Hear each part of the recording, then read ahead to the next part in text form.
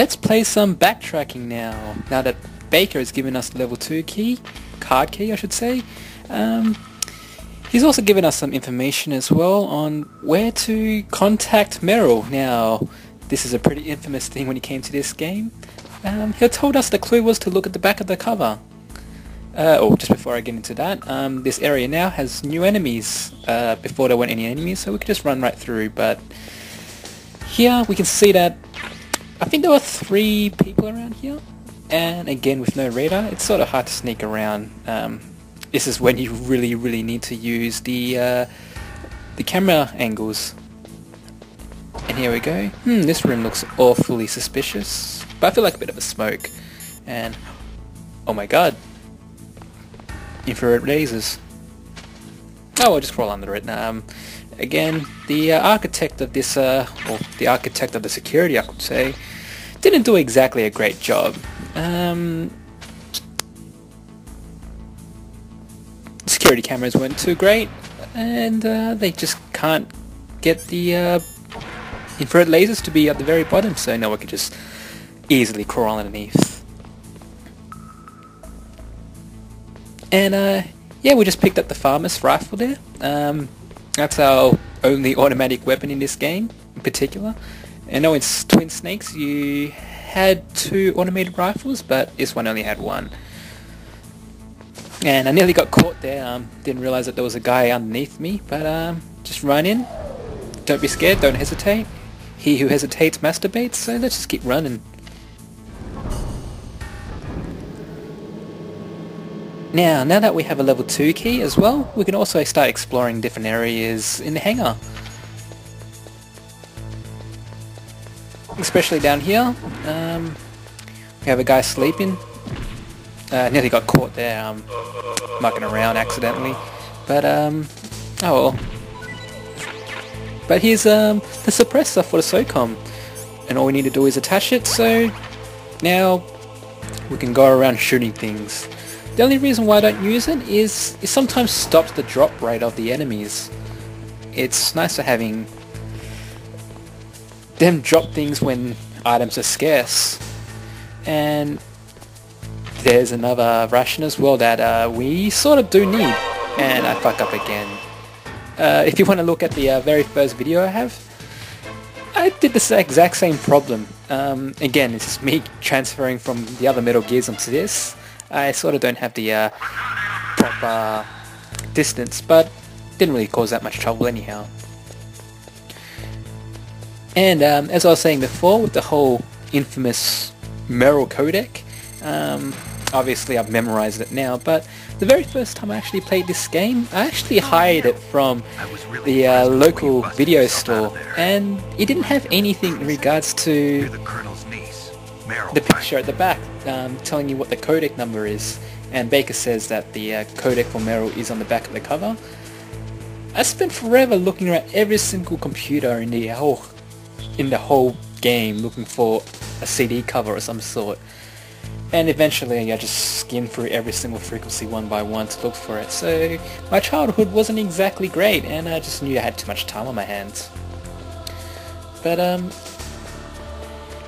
after speaking to Meryl, she says that she's going to open up the door for us. So we just need to wait around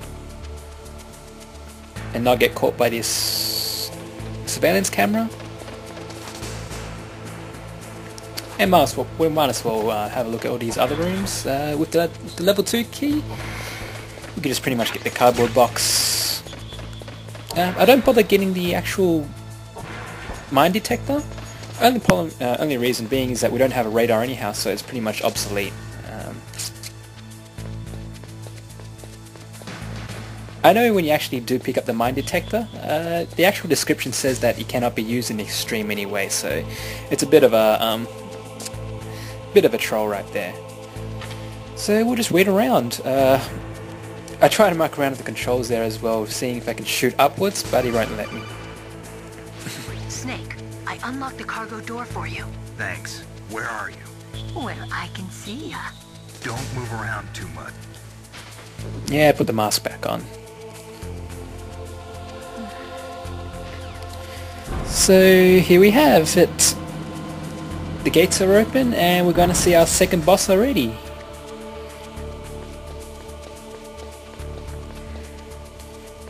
In terms of gameplay wise, it's nice that you can always backtrack here and there, sort of like Super Metroid.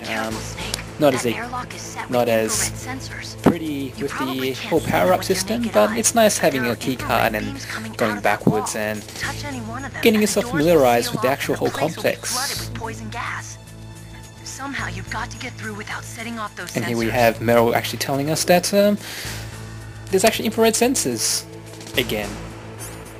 So the reason why I'm using cigarettes instead,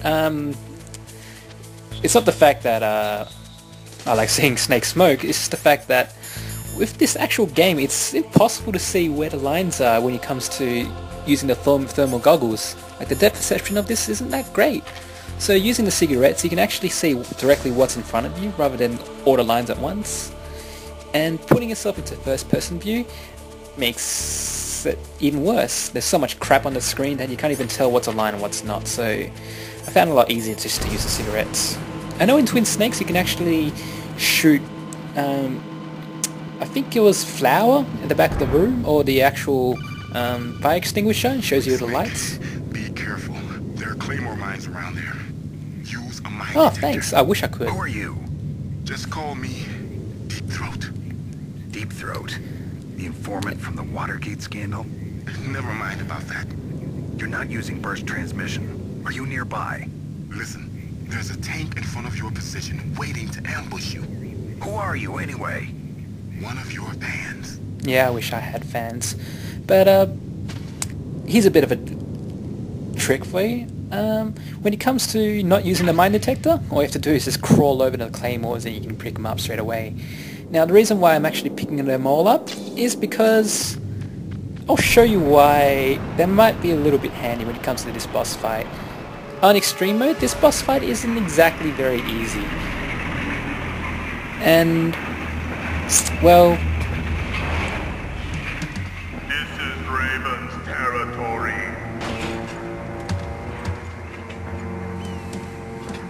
Snakes don't belong in Alaska. I will not let you pass. do they have ravens in Alaska? But here we go, here's just a bit of a just showing you a few things. Don't run towards him. I just wanted to see him laugh pretty much.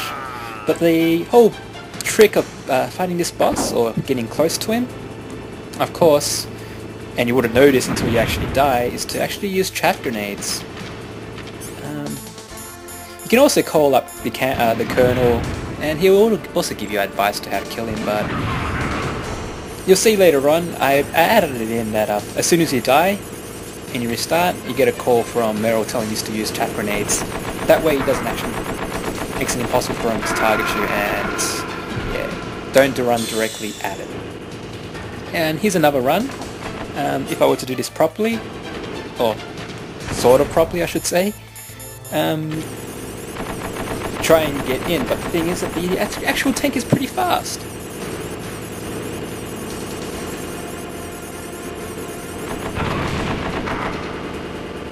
And he keeps on moving, makes throwing the actual grenades into the inside of the tank very, very hard. So after all that, I'll show you the actual proper trick in regards to defeating this boss really easily.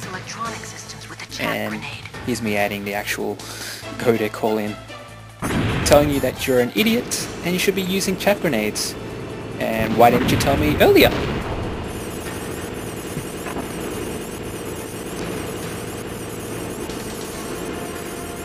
So just run in, easier to run on the side so you don't get shot. And here's the trick. In order to make it slow down and stop moving the crap around, the easiest thing to do is just lay claymore mines all over the place. And if you actually lay the claymore mine directly next to it, you blow straight away and you can just run away. It counts as a hit.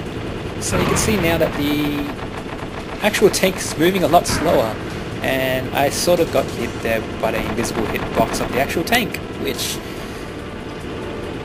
we'll say it's sort of outdated nowadays. So now it's actually pretty easy. As long as you just keep moving so he doesn't shoot at you, the tank is pretty slow, so you can just pretty much lob the grenade in. And it's actually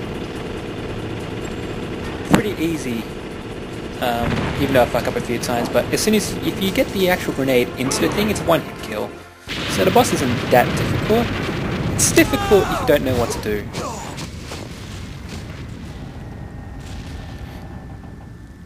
And Snake comes in, grabs the level 3 key, gets some health, which I desperately need, and there we go, we're inside.